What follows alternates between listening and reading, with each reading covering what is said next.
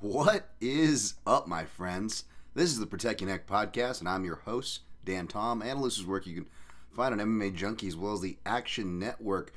But on this year program, the Protect Your Neck podcast, we break down high-level MMA.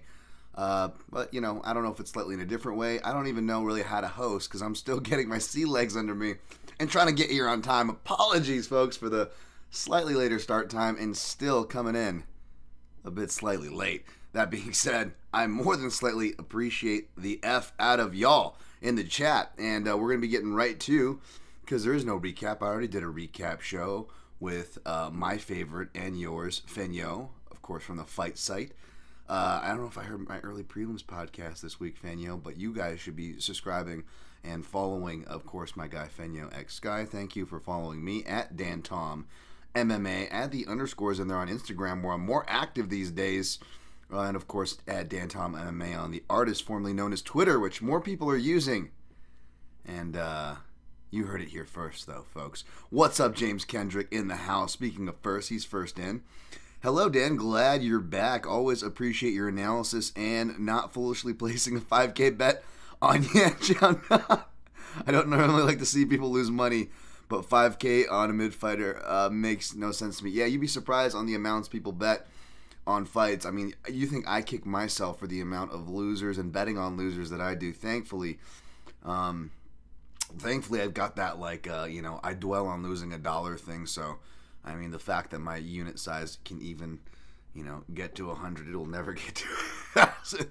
I'll have a lot less things to worry about if I'm able to afford that. Jimmy Kudo in the house. The enforcer. We're so back. The boys in the chat. Just be nice. And Dan, you're awesome. Thank you. Jimmy continues, our MMA feeds are polluted with garbage, but you talk about MMA that helps everyone understand. I really appreciate that. Yeah, I'm going to go into the analysis and not like the, don't get me wrong. I will take left turns in a dark, sexually perverse corners, but no, we're not going to be like, the more successful YouTube, sadly, channels that are analyzing, people's sexualities now. I don't know, man. Did the world just find out about gay people? I don't know why it's so talked about, but we're not talking about that here. Although if you are gay, you're welcome. If you're not, you're welcome. Doesn't matter what religion, what color, or any of that. This is a judgment-free zone, and we are here to talk about fights, baby. So that is what will bring us together today. So thank you for the positive message, Jimmy Kudo. Rios doesn't Tuesday on the house. So happy to see the PYN crew back. All of us here have anonymous avatars, but I can say we all respect your work, winning bets or no. Insightful analysis is appreciated. Thank you very much. I appreciate that. Even though we're still technically winless since the very first card, Dagestani Stipe versus Johnny Walker 2. I know, rematch, those never happen, right? Who called that? I can't feel bad. I mean, there was good analysis, great fights. It was a win off the record, and even on the record, it was what did I come up short? Just a point 17U. I got number 17 tattooed right here. I can't use my Scottie Pippen. I don't know who plays number 17. That's just my favorite number. When I was 17, I had my very first beer. Actually, it was probably 12 or 13 years old, and it was a Zima. Dating myself. Who remembers Zimas? Yeah, that was Dan Tom's first beer outside of, the arbitrary sip in the backyard parentals, in those days in the late 80s. All right, Dan, you're old. We get it. Rain Lamina, the Calvin Cater of watching good fights at UFC 300, knowing there will be bad fights later. The David Onama of not standing Barack Obama. Yeah, that's right. That's right. Shout out to the Wire podcast that I listened to. That's all over now. Aw, pod yourself. The Wire was Obama's favorite show, but no, unfortunately, Obama did not take the messages from that show. And he became just like Carcetti, a.k.a. Littlefinger. Great show, though. Love The Wire. I will talk about The Wire. That's one thing I will not apologize for. I won't apologize for Mark Fellows. Great timing, DT. Timing was never my thing, but I will take it from you, sir. Because, a broken clock is wrong or whatever. But, hey, Mark Fellows is over in Australia, so I may be late for you guys. I'm right on time for Mark. That's all that matters. Actually, Mark is the fucking man, so, you guys can't get mad at me if I say he is all that matters. But you guys all matter, of course. Phantom Punch Breakdowns in the house. Ghost Phantom, of course. For those of you listening and don't see his avatar, which you should all be familiar with, it's like the skull. It's like a call me Snake, Snake Plissken. With the skull there. I'm sure that's not what it's from, and I'm probably sullying Ghost Phantom. Ghost Phantom says, Dan, good to see you, my man. Let's have a great show. Yes, we will. We will get to the breakdowns, folks. Just paying some tributes in the chat, and we will get on going. Of course, it's Dan Tom MMA, of course, on YouTube if you want to see the audio version. Likes and super chats are appreciated, by the way. Shout out to my guy Tony C, who was asking about the super chats. By the way, Tony, you give plenty. So please, sir. Too kind. But he was asking, Dan, are you even getting these super chat things? I am, but apparently I got to reach like a threshold or whatever. That being said, Tony C, don't donate anymore, but Tony C or anybody else who has donated to the super chat, super thanks or whatever in the YouTube, whether it's live, you come back to the show because like I gave you some good bets or whatever. However you went about it, if you did anything in the last few months, even if you just did anything in 2024, message me. Because I don't know if it's not updating, but it's not showing the last few months, if you did it in the last few months. So anybody who donated, you don't have to donate. This is a free show. It's not going to go in, I don't know if it's not going anywhere. It's not going to be, I'm not going to be charging. That's for damn sure. But like, if you did, please message me and, DM me in any of the Instagram, Twitters, or anything like that. Synchro Wing in the house. PYN community is great because you guys are great. Thank you, Synchro Wing. Thank you, Makato Kaigoku. Hello. Nice to see you in the house. All right, let's get to it. All right, we got, what time are we at here? I kind of got some housekeeping notes out of the way in that, thankfully. So we're about at 6:45. But yeah, by the way, Amazon link is down as well. I'm trying to fix that. I'm in the process of trying to do a lot of these things, fix a lot of things right now. They just kind of all broke on me at once, which is, the usual flow for these lone week offs we get. Not without surprises. The On It banner at mixedmartialanalyst.com, of course, for click-through banners. My website that supports this here show, mixedmartialanalyst.com. That still works. And, reviews, positive ratings and reviews on iTunes and, all that stuff. Any of your podcast platforms, it's appreciated. Not going to do a read-through, although I could justify one this week, because I want to get to these fights. And even though I was late, it's not UFC 300 level tape study where I got almost like takes for every fight, which was rare. My Dan Tom has a hard enough time getting to the main card, which arguably could be said for this because I kind of prioritized certain things. But I got tape on like half this card, which is surprising considering the level of this card. Definitely, obviously, not a UFC 300 level card. Dan Tom never believed in UFC 300. I gotta say some stuff for the hit pieces. I'm pretty sure I'm gonna be on the Sphere one because I have that tweet that's really easy to take out of context and not see like the rest of it. We'll see if I end up on that one, but that's fun. All right, let's get going here. 8 minutes now. Let's go 8:30. All right, UFC on ESPN 55, UFC Vegas 91, UFC Fight Night, Nicolau versus Perez. However you're going about it, that's what we're going to be breaking down from top to bottom as the usual format, and we'll recap our picks and plays at the very end. Not live, but after live, while I'm trying to keep myself alive and get some food and stuff in me and stay awake, I will be plugging timestamps in as per usual. So you can jump ahead to those if you're listening in the future. I try to provide those for you, at least on the YouTube. Whereas you don't get you just kind of get a breakdown start time, and then the format. I go top to bottom, and then I recap picks and plays at the end, which most shows don't do, by the way, in my defense. Not just being here for you free and pouring it out for you. But the benefit for the lack of as detailed timestamps on the audio is you guys get if you guys notice, I throw cool music, or maybe not cool music, depends what you think is fucking cool. But I throw music in there to keep it fun, and little audio clips that are fun, little audio edits, little Easter eggs. Not a ton, but I do, me, I will spice it up for those of you who listen on the podcast. So there's your incentive there. But yeah, this fight's going to be headlined by flyweights, Matheus Nicolau and Alex Perez. Even though I'm a big flyweight fan, I'm a big proponent to where I get accused of hating, which is fair because I'm contrarian. I'm a hipster fuck. I'm not denying these things. Like, I am just as guilty as overcorrecting the steering wheel that I constantly call out on this here program, right? Because I am a human being. I am not beyond these things. That being said, I was a bit surprised that they went with this headliner. However, I'm not going to dump on it because both these fighters, Nicolau and Perez, get dumped on unfairly. Heck, even if, you like, one side or the other, I feel like they're still going to get kind of strays shot no matter what side you like, if that makes sense. So I'm definitely not going to try to add to that. At least unfairly. Obviously, I'm going to be critical. That's what I do. It's kind of comes with the territory being an analyst. Definitely not trying to be a critic. Ugh. But, trying to lean more to the analyst than the critique side. But you get what I'm saying. You still got to be critical, right? Even in just general media, if you're a journalist, which I'm not. Not a lot of people are in that space, but you know what I mean. You got to be critical, right? So,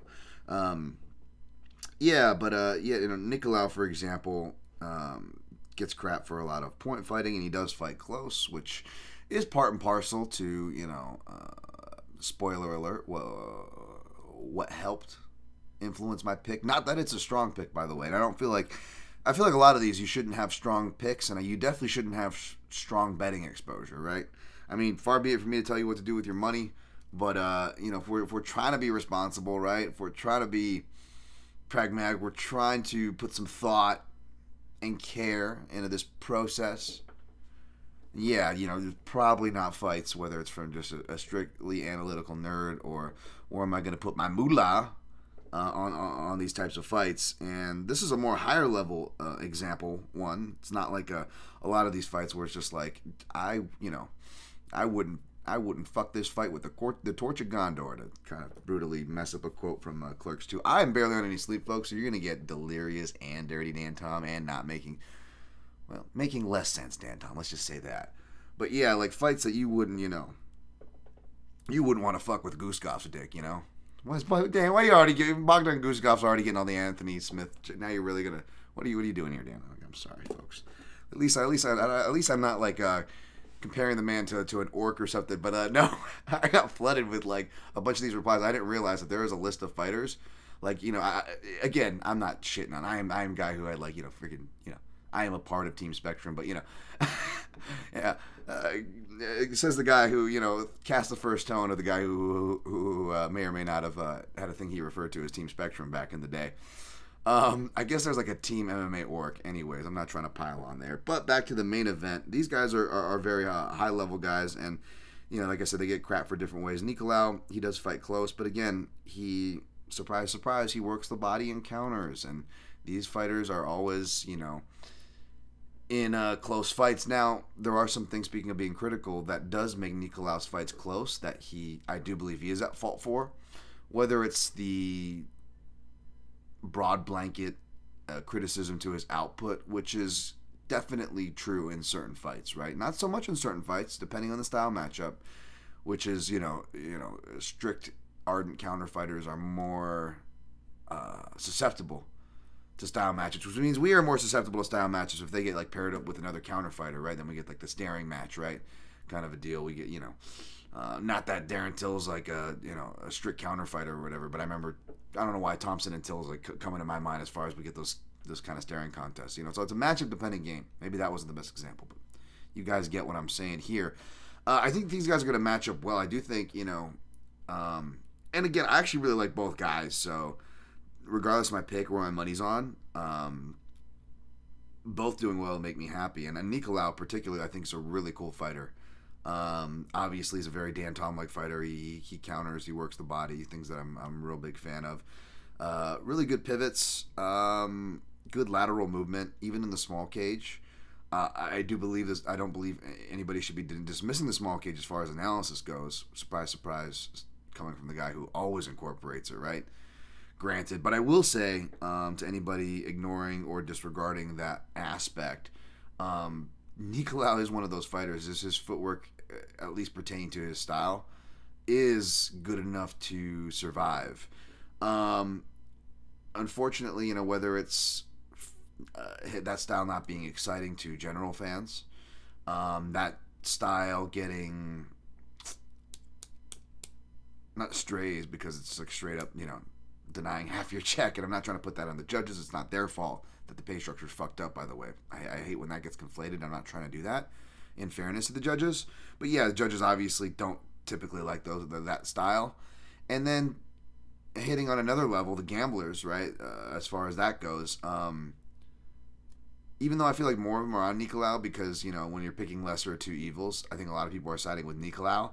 But at the same time, gamblers still hate that you can't listen to a breakdown. I haven't really made the round strong this week, but like traditionally since that cop fight, like whether it's cop fighting who is booked or who's now getting as many cancellations, which is kind of crazy as Perez after he like talked shit on him.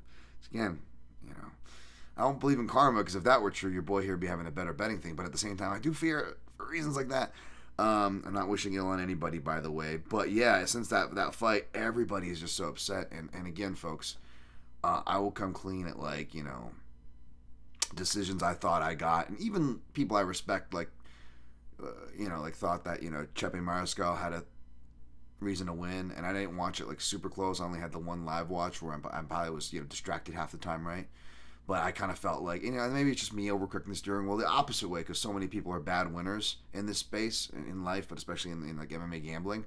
I was like, it's the only bet I won that night. And I was like, I don't even feel like I won it, and I was trying to offer like, solace to other people, again, something that's not really like, done, but God forbid trying to be a human being, especially in the fucking MMA Twitter gambling space of all places. Ugh, the fucking cesspool. But, to the homies and shit, I'm always wishing them well and shit. And so, believe me, I get it. And obviously, as far as people being on the wrong side of it, I'm not trying to fucking play that violin and keep crying on here. But yes, we know that there's an open challenge for injuries, decisions, bad ref protocols, like going back to 2020. Feel free to challenge. So far, the running tally is only like 3. I think we got a Liz Carmouche fucking Beltran stoppage. We've got the injury. These are all nights where I still lost the event, by the way. We had the injury, Fiziev Gamrot. That is one injury I was on the side of. I think I picked Corinne Silva in an injury one, but I didn't bet it, and she wasn't like a freak one. She just kind of brutally, right, like ripped the knee or whatever, I guess. I believe both those girls are back. We'll talk about them. But there's really not much there. The record stands there. So I especially hate the continual crying, whether it's and don't get me wrong, there's a lot of people I love doing it, but it's just like, listen, I bet you the people doing it individually can go look at like the beats they've gotten, not just compared to me because they're gonna win that, and my point will be fucking hit a home run if I use that unfair example myself. But if you just look at it in general, like the breaks that they get, it's like, come on, man, don't cry over it was a close fight. It could have gone either way. And for once, remember I talk about to death who gets disrespected all the time. Body work and counter fighters, right? And as much as I make fun of MMA gamblers for like having hard dicks for young fighters and soggy dick specials, we got some coming your way. You guys guessed it. Hold on.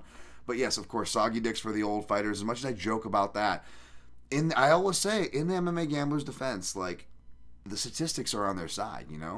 One of the more plain statistics in a place where statistics are admittedly tricky and, in my opinion, a lot of them null and void, right? In the MMA space, it's so volatile. That is a legit one. The younger fighters typically win. So if you're an MMA gambler, you're typically on the right side of that, right? As far as the younger fighters, winning. If you're an MMA gambler, you typically don't back counter fighters who work the body. You're going for big, sexy, explosive guys, right? Whoever's like the biggest athlete of the division. Everybody was sucking Figueiredo's dick, and then as Figueiredo kind of aged out of that division, it moved to Manel Cap. So you got a lot of that in play too. So everybody is just like, oh, Manel, like want to just get on their knees, and like Manel just motions for his zipper, and MMA gambling Twitter is just like whipping out Dixie cups, and they're running to the edge of the stage like, pick me, Manel, pick me. So you got a little bit of that too. But oh my God, people are still so butthurt. It was a close decision. Let it go. Believe me, all the things I could list that and like even me, as much as I complain, as much as I have a reason to complain, I still don't even complain about singular fights as much as maybe Jonathan Martinez and Andre Ul, because I always got to reference that one. But you know what I mean? Like, honestly, seriously, it's crazy. And people, like, will justify it as picking Nicolau or saying his game is this that. It's just like, listen, it was a close fight. Now, if you want to talk about him fighting close and actually take the lesson and apply some analysis proactively from it, then the guy fights a bit close, and that can be dangerous. We look more in particular anytime he can be pressured and corralled against the cage, even with the good footwork. You look at where a lot of the success is. It's usually when his back is toward the cage, right? And there's a lot less real estate in that. And even though Manel is more athletic and can do certain things that Perez can't, he's a little more mobile. At the same time, he's not as consistent as Perez, both with the spirit of his pressure and just at the end of the day, brass tacks offensive output. What are you throwing? When are you throwing? Now, because of that, Manel's obviously, harder to hit than Perez. Perez will be there to be hit, but he's pretty dang durable. You look at the one TKO loss on his record. He has a lot of those early losses in his career against some deceptively tough names, as well as on a deceptively tough scene. He was one of the early guys on the Tachi Palace scene. That's why he knew Jussier Formiga back in the day, right? But, you look at the one TKO loss, and it's just like, and this is what annoys me, too, and it's like, nobody talks about the fact that the counters, and to me it was actually not crazy to score for Nicolau. It was close. I wouldn't have been the craziest thing if it went for Kopp. But you also have to remember you got DC, who's also AKA guy, and Kopp was training more AKA than he was down here with Extreme / Las Vegas cross training at that time. So you've got the classic broadcast bias where they're just talking about Kopp pretty much the whole time, and it's easy because again counters already have that bias against it. And again, like I said, whether it's the fans or the broadcast booth or both in this case, you've got both those biases countering on the other side of the underrated bias, right? It creates an overcorrection of the steering wheel narrative there. And then with Perez, he never shows up to fight. Screw it, because that's another thing. Because MMA Twitter gamblers play space. It's such a kind and forgiving space full of compassionate human beings, and you really see that when somebody has a bunch of cancellations, and even though and it's always this way, right? Tony and Khabib, it's just whoever's the not popular and the older guy and not as cool to which obviously became Tony more and more with, Tony definitely didn't exactly, do his part to try to dissuade that narrative. He kind of ran headfirst into it because that was just his wiring. But still, we saw that unfair thing, and then history starts it was Tony all the point. Dude, Khabib had just as many pullouts in their series, and if you look at Khabib's weight misses, which Tony never did ever, by the way, outside of their series, or his pullouts outside of any of those metrics, it was dude, Khabib was more at fault than but you can't say anything bad about Khabib. So it's funny how you always see how that happens, and then when you have people with crazy bad luck, right? And again, me. Even if it's not a fighter, it's for example, my guy Johnny the Greek or whatever, just another gambler having a bad streak that I don't even know at the time. What do I say on here? I say, I know it's the cool invoke thing to joke on Johnny, and I get it, okay, but listen, that could happen to any of us. This game is volatile, and I know if I got that spot, that would definitely happen to me. And then sure enough, what happened? I got an even worse streak than Johnny, and I didn't even get a spot as high as Johnny or anything like that, right? Again, karma, is that how it works? I don't know. But yeah, but so I get it, that's how the space is. We see people, we got to kick them while they're down, right? Because that just makes sense, right? As a human being perspective, and it definitely is a gambling perspective, even though it's the same crowd that's all about variance and things bouncing back the other way, which is funny. Anyways, if we actually go and look at these losses that everyone's discounting Perez for and stuff, it's first of all, the dude was incredibly active. And he came off of a college and collegiate, high school, and youth wrestling. These guys taking a break at a certain point isn't the worst thing in the world, especially when they're coaching and getting better. Not just coaching, youth wrestling like he's been doing, but MMA as well, right? Like being in camps with guys like Cody Garbrandt, to where, yeah, he's taking this fight on 4 weeks' notice, but Perez has looked in shape. He's been in the corners. He's been around the fight. He's actually active in comparison to the last 3 or 4 years of his career. He's actually coming off of a fight that he arguably won, by the way. I misspoke in my video. I said he arguably rounds 1 and 3. I think the argument is for rounds 2 and 3. I might have been confusing the eye pokes, though I do believe the eye pokes actually do come in the round, because Alex Perez is a foul magnet where I'm rounding the corner to this eventual point here, folks. I'm getting there. He's actually fouled in the rounds that he has arguments for winning, according to the letter of the law of criteria. As far as what was he doing with the offense? That suplex was super impactful. It was definitely the coolest and most flashiest thing that happened all round. But Perez was able to actually break away immediately, faster than at any point in that round, immediately land strikes, circle to space, and get back to dictating the striking, and where the actual damage was taking place. A lot of those elbows and stuff were really bad too, really nasty and close. I thought it could have been a Bader Meldowski-esque decision, and a deservedly so one, right? That one was tight too, but I do believe it went to the right person. My bias aside. I thought it was a very similar matchup to that. And, he's coming off of that where he was fouled, arguably has the win. And again, he was in camp coaching guys like a Cody Garbrandt, who is not a great parallel for Nicolau as far as what he can do with his grappling. But, shoot, as far as, like, dudes who, maybe not as pivot as much as you would like, but as far as, like, outside boxers who can counter, still navigate the pocket when they're not going into crazy mode and all those things. Like, yeah, Cody Garbrandt is a pretty decent, is a pretty decent parallel. He's still got some power, some speed there, athleticism, size parity, and that's who he's been in camp with. And then he has 4 weeks to prepare for this one, so it's not like the most super short notice. And even though I tend to overcorrect against short notice fighters, we've seen, kind of the inverse of that happen and stuff. And but again, it could also backfire, because going back to the context behind losses, I mean, okay, so then we go to the fight before that. He was coming off of a 2-year-plus layoff, the biggest layoff of this crazy stretch that he's been on, right? And he gets Alexandre Pantoja on Pantoja's title run. Pantoja comes in looking I was just looking at that fight. It looks like the best shape in like any of his last 5 fights it was for that fight, right? Just comes in like a man possessed. Doesn't let Perez get going. Just the wrong place, wrong time, and it's Alexandre fucking Pantoja, right? That is like the legit loss of this thing, and it should be the most understandable one too, right? Okay, you go before that with Davis and Figueiredo. Like, that was a weird fight under weird circumstances where we're still fresh in that COVID 2020 first year where it's forgivable. UFC is just really, really killing themselves with ESPN schedule amidst this first year of COVID, where they're, locking down Brandon Moreno and Davis and Figueiredo, to make sure they can, fight and do these crazy, turnarounds and whatnot, right?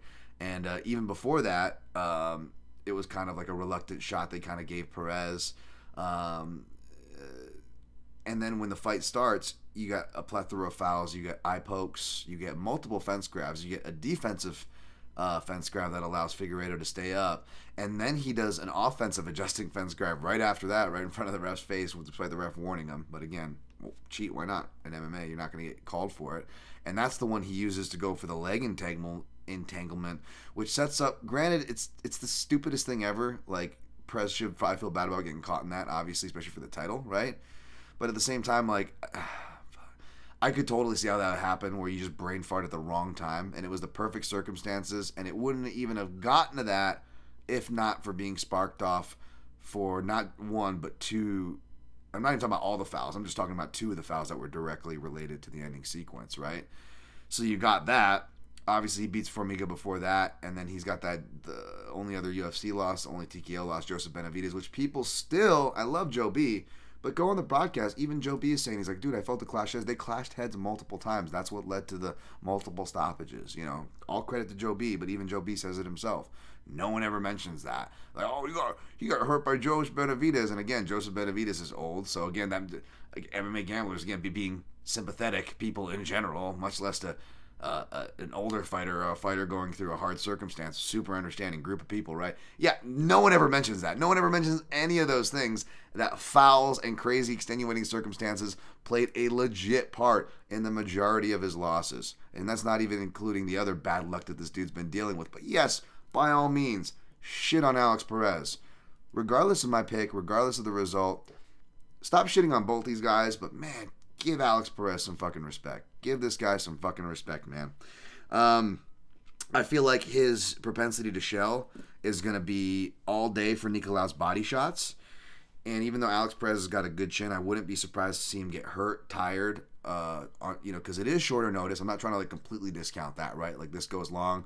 I don't like that for Perez because it means he's probably eating body shots and counters, right? Nicolau also has sneaky uppercuts. So again, the shelling propensity, it's going to be uppercuts and body shots all day for Nicolau.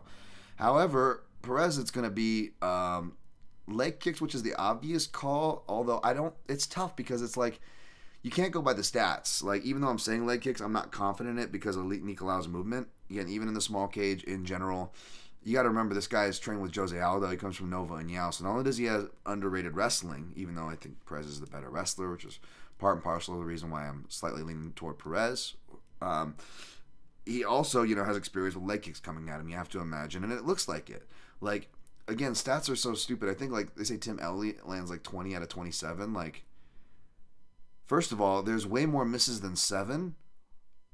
Gun to my head, watching that fight multiple times, just on this time around, by the way, I can tell you there's more misses than 7, whilst also telling you that there's no way that Tim Elliott threw 27 leg kicks, and that's including the ones that they're counting, which is like a lot of them are just not even real leg kicks. They're just like and they're not like Khalil Roundtree style, like Bukowski, a side kick stomp to the knees. They're kind of really light, flyweight, goofy, half off balance Tim Elliott ones, right? No offense, I love Tim Elliott's style, but you know what I'm saying? Like, those are the ones they're counting.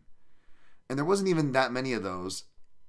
And for as many as he threw, he definitely missed more than 7 or whatever the miss differential, because we know they don't count checks. But not only do they count checks, they just don't freaking count or double check their counts when they mix up the control time or the knockdowns or the control time in like Amir Khani versus Jason Knight or random fights that have been on the board for fucking years.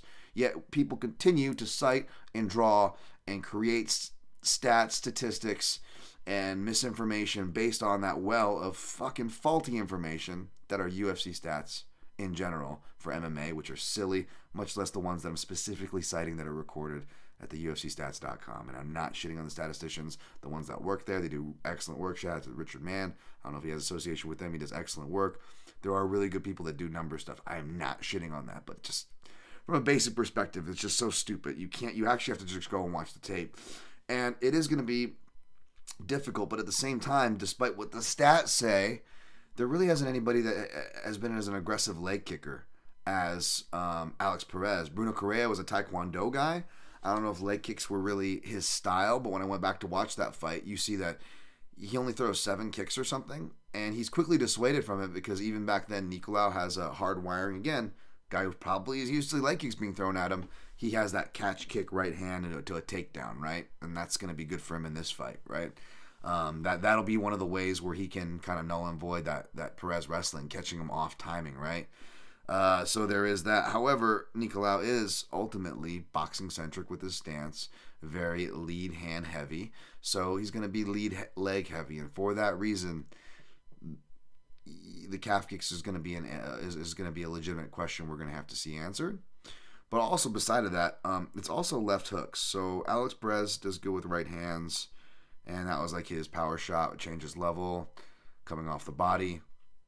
But he got much better at throwing left hooks, whether he was kind of keeping his right hand out there as a frame and throwing it as a pivot off the break, almost like a half-committed dirty boxing exchanges he'll get into.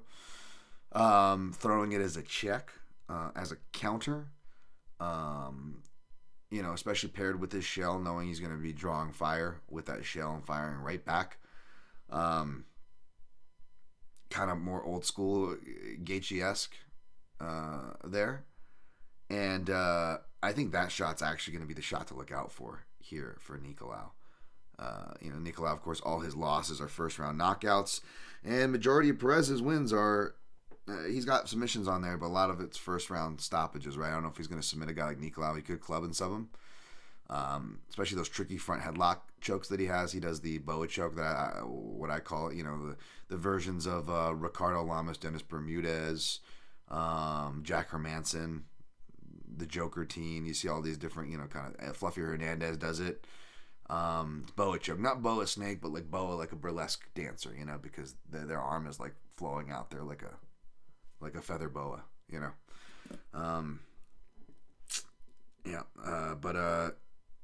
so it wouldn't be the craziest thing in the world. That being said, I think Alex Perez's win condition is KO. Not that he can't win a decision, but again, the short notice does mean something here. Nicolau does seem like a fighter who gets better. It's not that he doesn't not get tired or can't get tired. I wouldn't be surprised, especially if he's forced to fight at a high pace. But at the same time, he doesn't look like he's got gas tank issues. And from a stylistic and grooving perspective, he does look like he gets better as the fight goes on. So I don't blame anybody for playing some Nicolau late rounds. Part of me wanted to play the under here, but I don't like playing chalk. It could go to decision again. Nicolau does, he does fight, close, and even with his finishes, like, I saw someone share the Matt Schnell finish, and people were joking like, "Oh, it's the only cool thing he did," and it was cool. But I think Nicolau's cool even in his decision wins. You know what I'm saying? That being said, it took him a bit to. I mean, and not to shit on Matt Schnell, but obviously Matt Schnell's chin at the point, especially even at the point like he was facing him, like Matt Schnell's chin's been kind of notorious, like from arguably like 5 years before he ever faced Nicolau. It was kind of a notorious thing, right? A, and B, he did hurt him multiple times. But he hurt him multiple times. The finish probably could have been there. It took him a while to finish him. Like, he didn't want to engage on the ground. I know Schnell's gotten some upset triangles, but again, Nicolau's a really good jiu-jitsu guy, right? It's seldom you see people getting the jump on him. Even like when he gets knocked out by Dustin Ortiz, and he's like automatically going into leg lock mode, and he doesn't get stopped, but Nicolau does get hurt in his fights. He does get dropped in another fight, I remember, too. He did the autopilot, too. He just goes like right to a leg lock, and he saved himself. And he recovered really fast from that one. But yeah, like, so it was just, I found it weird for a guy that's just so hardwired to grapple, didn't want to grapple, and was just real tentative to finish. So again, even though I like Nicolau's style, and countering and bodywork doesn't get the credit it deserves, yeah, Nicolau could definitely be more active, both in general, from a round-winning perspective, but arguably even when he has these fighters hurt, right? Like, you look at that Tim Elliott fight. Tim Elliott could have won that fight perhaps if, maybe, he doesn't get, some bad advice in his corner, right, from Krause in that fight. And regardless, you're just like, how does this fight end up being so close? Oh, yeah, that's right. He lets it be closer than it needs to be, and that is a frustrating thing of watching Nicolau, whereas Perez, his aggression can definitely invite bad weather because he wades right into it. And the guy already apparently has a crazy string of bad luck, right? But, outside of, not being able to get to the dance for one reason or another, when he is actually fighting, he's very consistent in what he does, He did get stuck on defense, but that's kind of, Muhammad Makayev, and that was a small cage, and he was just spamming takedowns. And again, arguably still losing and should have lost the fight. And again, that's Perez coming off of a layoff and being able to shake the cobwebs. That wasn't that long ago. That was a really grueling fight, and Makayev got more tired and worn out than Perez did. So this guy can wrestle. So I think he can dictate the wrestling, and it's going to be a striking contest. And basically, I wouldn't be surprised. I think Nicolau deserves to be favored. I know I'm being long-winded. I'll be much short on everything else, folks. It's just one of the only fights that mean anything, I guess. Kind of, but I agree Nicolau should be favored, folks. I'm not saying that. I just feel like it's hard to pin it down because it's either going to be like some type of club and sub. But if he doesn't do that, then he's going to have to be fighting perfect for at least four, if not for the entirety of 5 rounds, given both his chin and Perez's finishing capabilities in all phases, really, right? So he's got to kind of fight a perfect fight, and even though he is the one that was preparing for it, I mean, even in fights that he's winning and looking good, he lets it be close. You know, I don't know if I can try. Is this the fight where Nicolau finally pitches a shutout? You know, it could be, but I think he's going to have to do that if he doesn't club and sub Perez, and if he doesn't club and sub Perez, well then Perez is coming at him, right? And if he is coming at Perez, trying to club and sub Perez to his credit, and trying to create those opportunities and counter opportunities to his credit, well, that all ultimately means he's going to be in the firefight with Perez, right? The more durable, the more harder hitting, even though he might not be as accurate, as savvy, or as smooth, but a guy can hit hard, can competently strike, can competently use 8 limbs coming forward or off the counter, right? I like that, you know. Perez, not a guy you associate with head kicks, but he'll mix front teeps and head kicks in there too, which is great against a guy, and knees, you know, not like flashy like Royval. His knees are more enclosed, but as far as front kicks go and head kicks against a guy who really dips heavily, like there's a lot that can happen there. So it's not the most confident pick in the world at all. I do think Nicolau should be favored. I wouldn't be mad if Nicolau wins. I think he's cool as fuck. But I also think Perez is cool as fuck. I think both these guys should be respected. And it's going to be volatile because it's a flyweight fight. We've seen that before, whether it goes the distance or not. So I will take the fighter with plus money, even though you could argue maybe Nicolau could even be a wider favorite. Plus 165, what I got Perez at, was enough for me. I put 1.15 unit on there, just a little bit over a unit, just the way I have it measured out. Because I also sprinkled on Perez to win round 1 KO at plus 1400 at Scottie Pippen 0.33U, and round 2 by KO plus 2000 0.17U. Those are his primary win conditions. Could Perez win in later rounds? Could Perez even win a decision here? Like, that wouldn't be the craziest thing in the world. But the reason why I'm not going with the under, even though it actually showed up as low as minus 135, which I felt like was a steal, and I wanted to put like 1.5 on that, then I put 1.5 on that, and I've got slightly over 3 units of exposure on a fight that I'm not that confident in. You know what I'm saying? And that pretty much makes it so that Nicolau wins by decision and I win nothing. And that's a pretty realistic possibility that Nicolau could win by decision, right? Or that this fight could go to decision, even though it's favored to finish, and I favor it to finish inside the distance. So I'd rather not. Maybe if I'm doing well, maybe I add that, right? Maybe if I'm doing well by the end of the night, which, knock on wood, I could use that. I usually shit on myself and go, "Oh, that's gonna happen." But again, man, I haven't won a freaking card since the first one. So should we use the D word for Dan Tom? Should we use the D word? But yeah, if I am, maybe I add that. Maybe I sprinkle Nicolau rounds 3, 4, and 5, right? But the way I look at it, that 1.5U could be used for another whole round robin for a 4-legger if I wanted to do a hedge round robin instead, because I feel like this could be one where the way that the matchups work out stylistically / where my confidence is, but also, to be fair, from my confidence in bad calls or my fear of bad calls when it comes to betting, it's a really low-level card that's really volatile. Maybe these are the cards where you just take some high numbers and you really give yourself low exposure to individual fighters and individual matchups, and you kind of sprinkle at high odds. You tie in some round robins. And you really just keep it degenerate and fun. You know, you treat a degenerate card as a degenerate, right?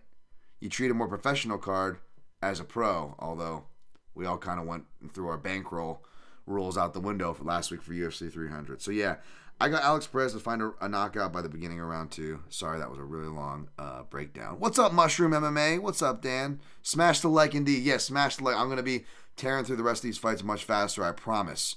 Your wall breathing reminds me of the days I used to do acid. Yeah, speaking of mushroom thing, yeah, I know what you mean. When the malls move, that's definitely good times. You're bringing back good memories for me, too. Not with the acid stuff, you know, but maybe more your avatar. Or not, allegedly. I'm going to give you guys a cheers. Anybody listening, you know, with the old adult beverage or not. This isn't a healthy soda. It's just probably more unhealthy. It's just like a sugar drink, I guess. It's a Hawaiian Sun, baby. This is my Islanders. Know what Hawaiian Sun's all about, right? Got some tropical iced tea in the house here. So, cheers to you guys. I think I saw some Nicolau questions, so I just want to get to those before we push on real quick. Why did UFC remove all the wrestlers from flyweight? Now it's all strikers. Yeah, that is true, right? We say what you will about Askarov. He was a solid stylistic addition to the division, right? Amongst others who I'm not thinking of right now. James Kendrick. I saw your highlight of Perez stopping Formiga with low kicks. Hopefully you guys dug that. I teased that back in the day, and I don't know if you noticed. I did my weird Danton thing where I put a random like song, especially from like a movie soundtrack. That was Lonely Shepherd from the Kill Bill soundtrack. Because I was on like a mix randomly, like writing, because I just listen to random shit to write sometimes.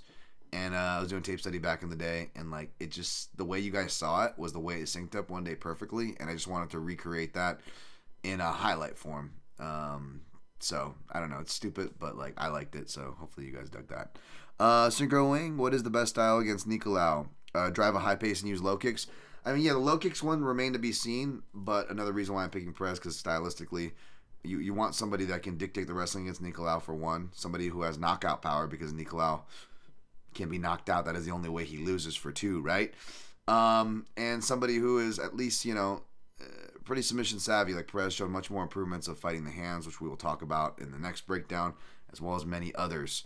So Perez could be, but also, like I pointed out, with the shelling guard and stuff, like Nicolau also has his stylistic kryptonite. So it's a very interesting fight from that perspective. Jimmy Kudo, as bad as the Apex card is, it's good they are finally headlining with flyweights. Yeah, I'm definitely, another reason why I definitely don't want to complain too much, my man. Jim Karasu, how do you rate Alex Perez? He did really well with Makaya, but was horrible against Figgy. Yeah, I think I explained that one. Hope I answered that for you, my man, Jen.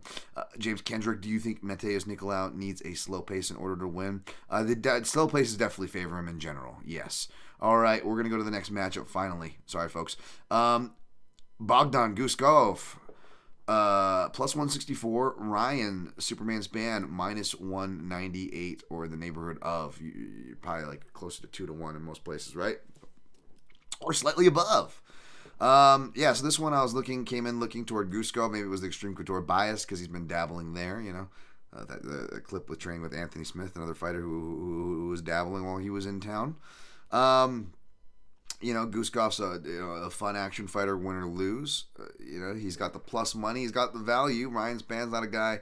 I love me some safe Saeed Forrest at MMA, but Ryan Spann's not a guy you can really trust, man. I mean, he even like in his corner, like he's like talking back to his corner, and I mean that was like a while ago. That Devin Clark fight? And shot the safe. It's like, oh, that's great. You think you won, but that was a close round, and we don't know what the fuck these judges think. So get on it, and then you hear rumors that, he didn't show up to practice, on time. He's, more of that guy. Even admitting himself, right? A lot of these things that, like, outright that he didn't train or take training seriously or do any strength and conditioning training, just show up, to spar a little bit before the fight and then get in there. And the dude is so naturally gifted and athletically talented. And you can see him, like, mimic things like he's been striking for a minute. Sometimes he just has these looks about him like, oh, wow. And it doesn't hurt that not just, the broad blanket, oh, you're calling, a big black guy athletic, you're going to call him explosive next stand? Wow, what other great analysis do you have that not everybody and their mother uses? Like, the guy's got excellent proprioception as well, man. He's got that, he's not as skilled as Poatan, it's not what I'm saying, but he's got that Poatan-like proprioception, where he can just flick out the 1-2, the 2-3, and they both look like each other, and they're both coming at complete different timings, and they're coming out of nowhere, right? And they're accurate as hell, and the flick out is actually catching and checking the guys he's intercepting in, and then the right hand's following him as he's falling back. Like, it's really sharp shit. You can understand that maybe he isn't bullshitting when he said that he wasn't training. And you can, it's a tale as old as time. It's the most talented fighters that often have the questionable work ethic, the inconsistencies, and, well, again, whether it be results, word of mouth, or word from the horse's mouth, we've certainly seen that from Spann. That being said, when I looked at it closer, you look at the fighting terrain of the Apex, this is one where I get it. I get why Spann is favored. Not that I didn't get why he was favored. I'm surprised, but I get why even that more people aren't taking the shot at fading him with Guskov that I thought people would, that I thought maybe I would. And Guskov, again, is very similar. It's like both these guys are similar. This is how volatile the fight is. They both are just very susceptible to leg kicks. Yet both of them will barely throw leg kicks, even if they are facing an opponent that is very susceptible to leg kicks, a.k.a. Guskov's doppelganger, Anthony Smith, right? It wasn't until like round 3 where Spann finally started listening to his corner throwing leg kicks, right? which should have been on the docket like right away. Even Anthony Smith was like, knows, like, yeah, I'm very susceptible to leg kicks, And then speaking of Anthony Smith and how he relates to his doppelganger, a clip that I'm going to have to reshare their first fight. It shows the importance of hand control. I show that to a lot of people because it shows Anthony Smith get out of a bad spot with Ryan Spann on top of him because he uses a 2-on-1 to get up, right? And then later on, he knocks Ryan Spann down with the left hand. And Ryan Spann's, it's been left hands that have had a disproportionate shot at hitting him. And we know Guskov is primarily right-handed. So that's another reason why I'm leaning with Spann here. But as far as, sorry, what was I saying? Left hands, leg kicks. Left hands, takedowns. Shit, sorry. What the fuck was I saying? God damn it. I'm sorry. I'll probably come around back to it, but there's the leg kick similarities. Also, they'll both drop down for guillotines, right? Except Ryan Spann is a better scrambler. He's a more athletic scrambler. He'll hit reversals. He'll actually initiate the takedowns in the first place. He's got the better guillotines for what they drop for, and he's got the better bottom game, both submissions and going for scrambles, despite not holding a rank, whereas Guskov technically holds a Brazilian Jiu-Jitsu brown belt, at least is what's listed on his bio, right? So those are kind of the separators, for me. And in that small cage, it's like, oh, can you trust Ryan Spann? Back to what you said, how can you trust him to fight smart and go for the... It's like, listen, he might not even have to initiate it because he just naturally goes for them. A lot of times when the opponent, does bring the action, like Guskov probably will, Ryan Spann will naturally change levels. Even against fighters he probably shouldn't be changing levels against. He's naturally inclined to do it. So I'm actually not too worried about grappling happening, both by Spann from a stylistic perspective, plus you add in the factor of the smaller octagon, right? Make sure we're posted and going here. Live and the smaller octagon. So yeah, I think he's going to be able to grapple. And you just look at these fighters, it's just like, I don't think they can help themselves when it comes to whatchamacallit. Let's see. Yeah, I am here. Hey. I don't think they can help it when it comes to the action. So I get why the under and total is juice. So I'm not even going to be contrarian and go over here. Would it be the craziest thing in the world? No, but just the way these guys match up, I can't help for action.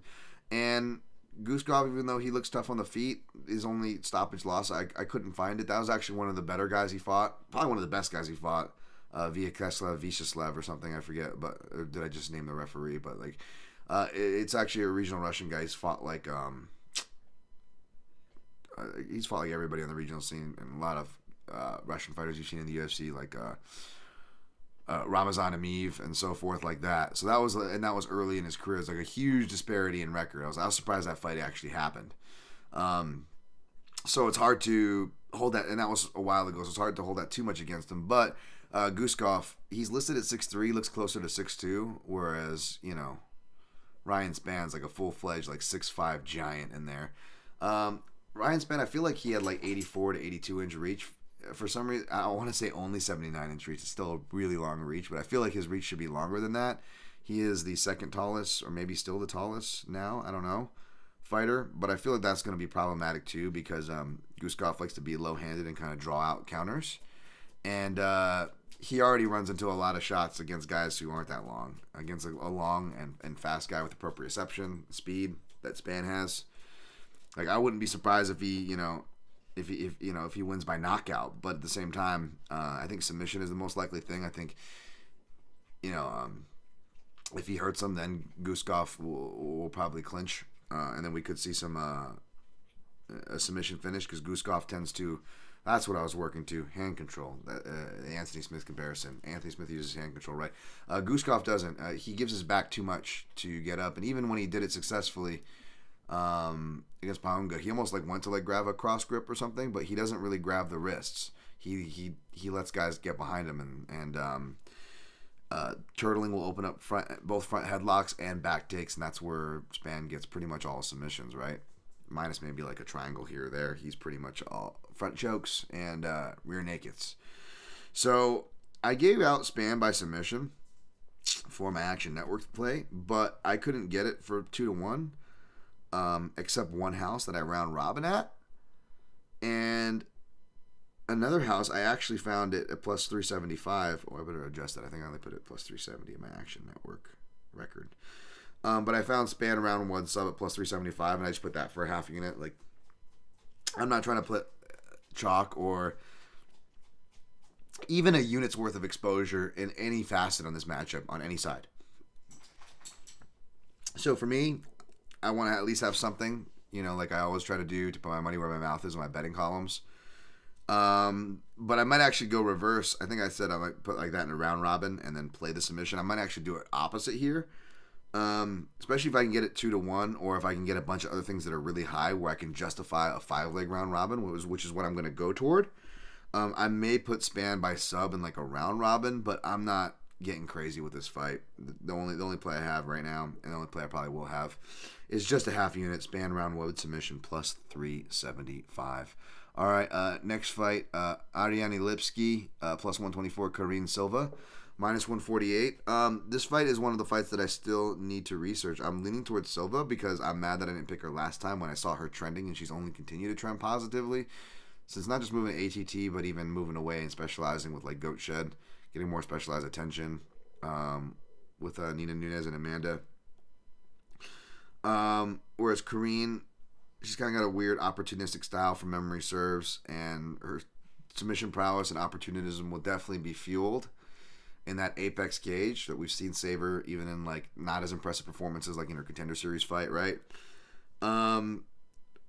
And so yeah, I'm leaning toward the dog, not just the value, but there's the you don't need to explain yourself value, because Lipski actually opened as the favorite. It's public money that flipped it. So whenever that happens, folks, you don't owe anybody an excuse for why you're putting your money on the dog. You owe no one justification at that point. Neither would I, but I do got to write about the fight. So I do want to look into these ladies a little more, even though I do typically pick opportunism or pick against opportunism and more process. I don't know how much process Lipski has. And again, I'm not beyond picking opportunistic fighters. I mean, I just picked Ryan Spann and sprinkled a little bit of money on him. You know what I'm saying? I mean, who am I to say that? That being said, I do have pretty much Apex and Southpaw records throughout the card here. Still putting together a Southpaw report. There's only going to be like 2 real interesting ones. The rest are kind of just going to be stats and names because there's not much to give you. But if you're curious for the main event, Nicolau's 2-0 in the UFC Apex. Perez is 1-2 in the Apex, but he's 2-3 in the UFC small cage, because you have to remember that I believe he's fought on a Tough Finale card, and his Contender Series was in the old Tough Gym. So it's still the small octagon, but it's not technically the Apex, which is what is just so synonymous, its own brand, both in general being shoved down our throats to the way I've been classifying these stats. So I kind of provided you both. Ryan Spann is 2-2 in the Apex, but since his Contender Series goes back to that Tough Gym as well, and he also has fights in like that weird Dvalishvili Peter Yan fight that I was at live. Shout out to my guy Martin, right? That was over at the Virgin Hotel, and that was in the small cage, but it wasn't the Apex, right? So in other words, Spann 2-2 in the Apex, but in UFC small cages, Spann is actually 3-4. Guskov 1-0 in the Apex, which was his last fight against Pong. The fight we're on now, of course, which we're talking about, Lipski. Lipski is 2-2 in the Apex, right? But she is 3-2 in that small cage, because she's got a small cage fight that's not in the Apex there. And I'll probably go to these right now, I guess. Can't tell you which one they are off the top of my head, because for some reason my SureDog's not working, and Tapology does not make it easy where like I have good enough memory where if you at least give me the information on like blah blah blah versus blah blah blah ESPN, that I can tell you where that fight card was, but they just say fight night or pay-per-view, even under the show me details for Tapology. I love Tapology. That's one thing I don't like about it. That, and then SureDog makes it easy as far as like you need that quick information for how many times that this person won by knockout as opposed to lost by it, and kind of getting that visual, which is nice. So you can tell I'm a fan of those visuals by the way I format my classic breakdown. But yeah, Corinne Silva, she's actually 3-0 at the Apex. So yeah, Apex has been very kind to Corinne Silva. So check me or check MMA Junkie tomorrow on quick picks and prognostications. So it's weird. So basically, this is all overhead stuff. Shout out, by the way, my favorite podcast right now, Ed Zetron's Better Off Dead. And this just feels like, to borrow a phrase from him, a product of the rot economy. As far as like, the themes, and we're seeing internet change or this or that. I just want to remind you guys that, a lot of things come from overhead. So if you see something from a site you don't like, don't blame the journalists. Don't blame the writers. Don't even blame the editors or anything like that. Like, sometimes just things come from overhead.